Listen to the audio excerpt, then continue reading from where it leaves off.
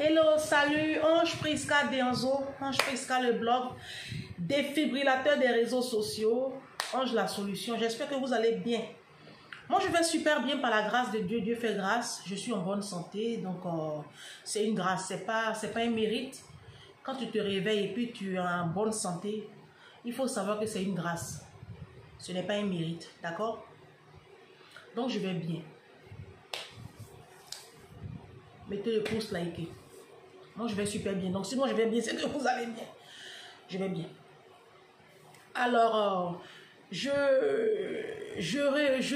reviens un peu sur la série de 3 vidéos que vous avez eues sur ces 2 jours-là. Sur ces 2 jours-là, où je vous parlais de notre système de pensée, où on me disait, ah Ange, il ne faut pas parler de politique et il ne faut pas parler de géopolitique. C'est-à-dire que les Africains, c'est eux qui comprennent grand français, ne parlent pas de la géopolitique. Et donc, j'ai fait cette série de vidéos-là et ça a donné beaucoup d'insomnie à certaines personnes. Les personnes qui sont de bonne foi ont reconnu que ce que je disais était vraiment vrai. Et comme vous savez, tout le temps, il y a des brebis galeuses, des gens qui sont tout le temps en train de se victimiser et en train de chercher toujours la petite bête partout. Je vais essayer de renchérir un peu sur ce que je disais. Vous voyez, j'ai dit tantôt que la France-Afrique existe. La France-Afrique existe. Les Français ne nous ont jamais donné notre indépendance. D'accord? Ça, c'est une réalité. On peut pas, elle est indéniable. On est d'accord. Mais je disais tantôt dans cette série de 3 vidéos-là que façon on te vend, façon tu te vends, c'est comme ça on t'achète. Les Français, les Occidentaux, quand ils vont en Afrique, ils ne vont pas en Afrique. Ils vont négocier. Alors, je fais cette vidéo-là pour essayer de vous faire comprendre encore plus les choses. Vous savez, je parle beaucoup de mon patron de Poissy. C'est une personne avec qui j'apprends beaucoup. Et dernièrement là, juste avant le coup d'état du Gabon,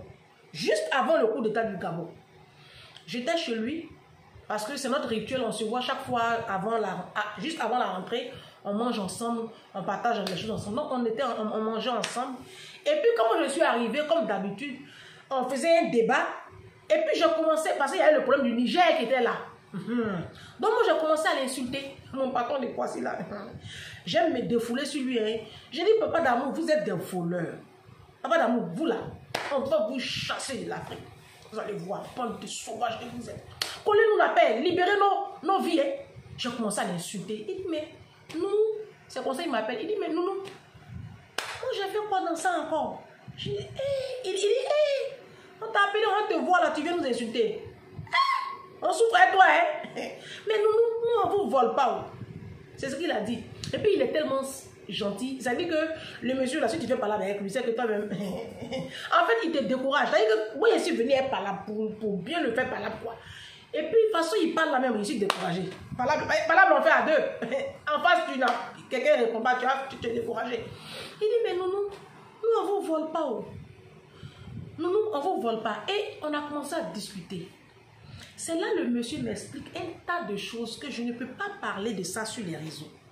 Parce que si je parle de ça sur les réseaux, vous allez deviner qui il est. Et puis, c'est pas bon. C'est pas bon. Donc, du coup, on parlait, jusqu'à on a parlé. Et puis, il me dit, ça c'est avant le coup d'état du Gabon. Hein. Il me dit, nous, regarde un petit pays comme le Gabon. Il a pris un exemple. Hein, parce que j'étais en train de l'acculer. On mangeait, puis moi, on parlait de politique. Donc, je l'acculais par rapport au Niger, tout ça. Par rapport à leur façon de vouloir, nous, et les Français, leur façon, les politiques. Parce que, écoutez-moi très bien, je vais faire un petit rectificatif. Vous savez, quand on parle des Français qui vont en Afrique pour nous faire du mal, moi, je parle de politique. Les politiques, c'est totalement différent du citoyen lambda. Le blanc, le français blanc, c'est des personnes qui sont extraordinaires. Extraordinaires. Je sais de quoi je parle parce que j'ai travaillé pour eux pendant 13 ans. J'ai fait au moins 10 couples de français. Pendant 13 années Je travaille chez des particuliers. Je n'ai jamais été aussi traité dans ma propre communauté. Jamais. Vous comprenez? Et ceux qui font la garde d'enfants ici, ceux qui travaillent ici pour les particuliers blancs, ils vont témoigner sous mes postes. Le citoyen lambda, c'est des personnes formidables, extraordinaires. Ils ont la main sur le cœur, ils respectent la personne humaine.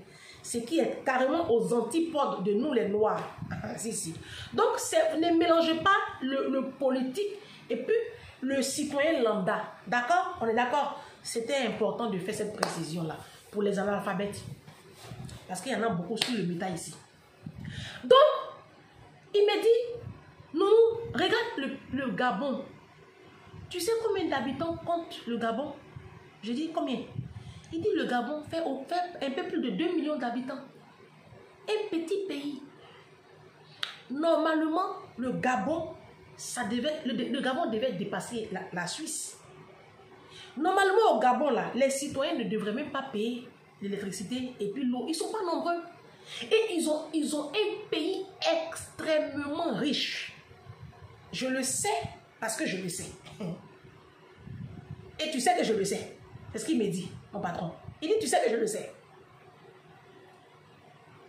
J'ai dit, ah bon? Il dit, mais oui.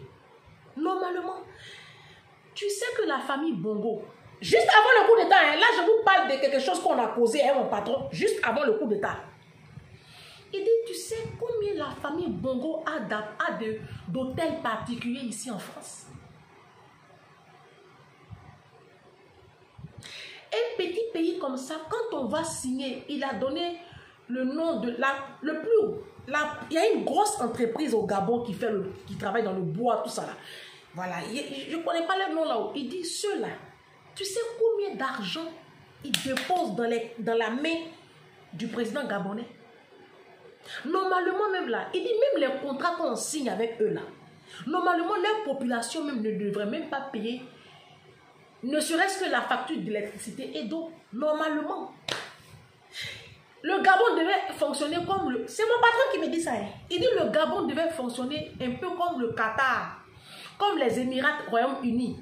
Les Émirats là, là-bas là, les populations ne payent pas l'eau, ils ne payent pas courant.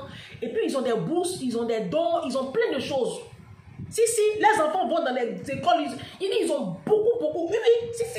Allez, j'ai vu un reportage dessus. Les Qatar, les groupes là-bas là, parce qu'ils ont le pétrole. Donc il y a beaucoup de social, la population en profite bien. Même la Libye, autant de Kadhafi, les populations ne payaient pas le courant et puis non, autant de Kadhafi. Oh, les Libyens pleurent. Ils pleurent Kadhafi. Donc mon patron me disait, comment tu peux expliquer que le Gabon, un pays aussi riche, regarde, leurs populations sont pauvres, les hôpitaux ne sont pas équipés, il n'y a rien. Il n'y a rien. L'éducation est à terre. Il n'y a même pas de route. Il n'y a pas de route.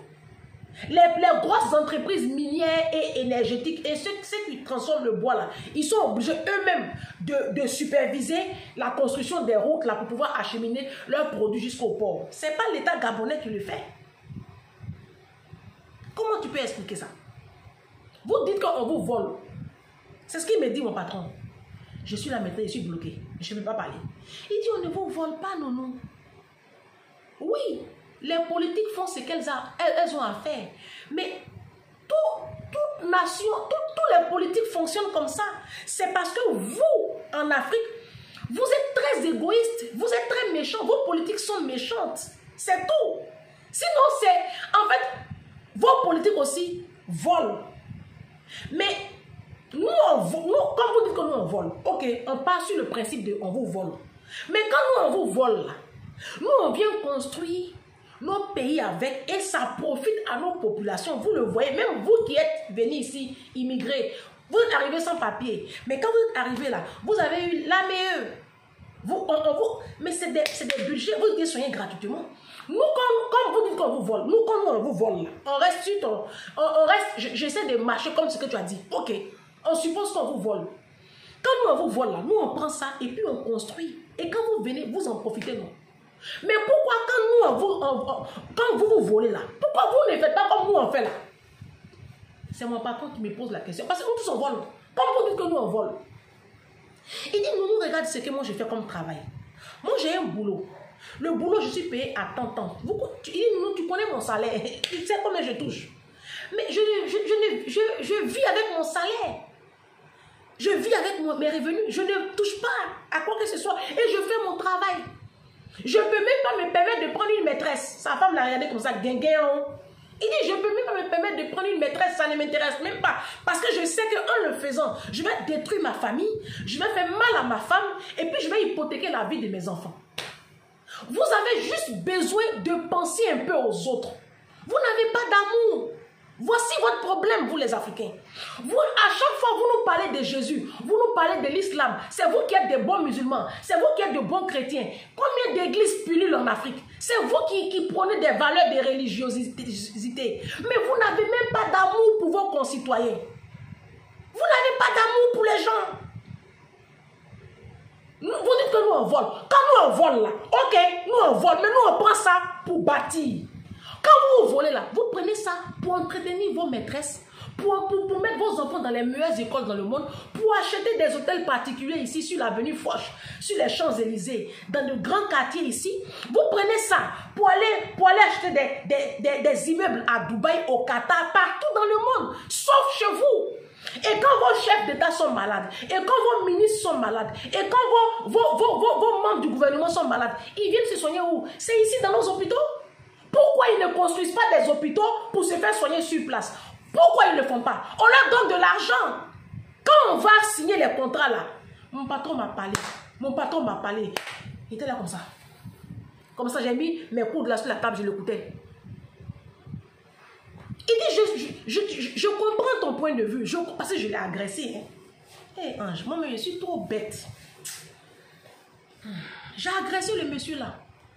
Quand il y a eu affaire de Niger là, je l'ai agressé. Et puis il me dit, bah, si tu veux te défouler sur moi je t'autorise, tu peux te défouler sur moi. Moi, tu es mon ami. C'est mon patron qui me dit ça. Il dit, tu es mon ami, mais je veux que tu comprennes quelque chose.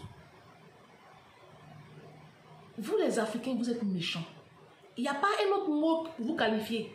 Vous êtes méchants et vous êtes égocentriques. Voici votre problème.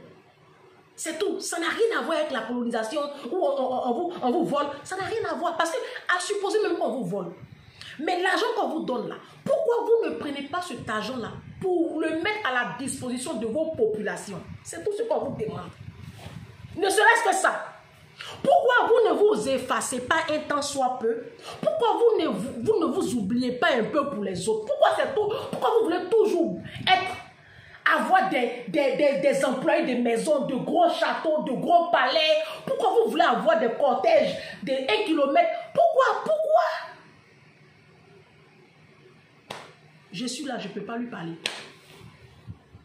Mon patron là, je ne peux pas vous dire quel travail il fait. Mais je vous dis que c'est quelqu'un qui a plus de 20 000 € par mois. Ici en France, une personne qui a plus de 20 000 € par mois, vous pouvez deviner à peu près dans quel domaine il travaille. Ce sont les grands patrons. Vous comprenez? Mais tu vas chez lui, il n'y a pas vigile. Il n'a pas de chauffeur. Il n'a personne à son service. Il y a une femme de ménage qui passe une fois dans la semaine. Elle vient, elle fait 5 heures de ménage. Elle nettoie, elle fait le repassage. Les enfants, eux-mêmes, ils gèrent leur chambre. Ils font... Non, je vous parle. Je vous parle. Pourtant, il a les moyens de se prendre une horde de personnel. Mais il ne veut pas parce que, en fait, ce n'est pas leur mindset. Les Blancs, ils n'aiment pas se faire servir. Les Blancs, c'est des personnes qui sont très humbles, très effacées. Mais Noirs, 20 000 €. Ouh. Il va prendre chauffeur, il va prendre gardien, il va prendre vigile, il va prendre ménagère, il va prendre nounou, il va prendre chauffeur. Il a dit, il est capable même d'aller employer le chef de son village pour venir tondre sa pelouse, pour montrer qu'il est quelqu'un. Et puis quand son argent ne suffit plus là, ils en ont volé maintenant dans les caisses de l'État. C'est ce qu'il m'a dit à mon patron. Il dit, c'est ce que vous faites. On ne vous vole pas, essayez d'aimer vos peuples. Donc, c'est ce que je voulais partager avec vous. J'espère que cette vidéo-là vous aura apporté du bon contenu intellectuel. On se dit à demain. Je ne bouge pas. Je vais traiter d'un autre thème dans la même tenue. Ce sont mes amis. Si je ne me change pas, je m'en gaba. Je traite d'un prochain thème. Je vous aime.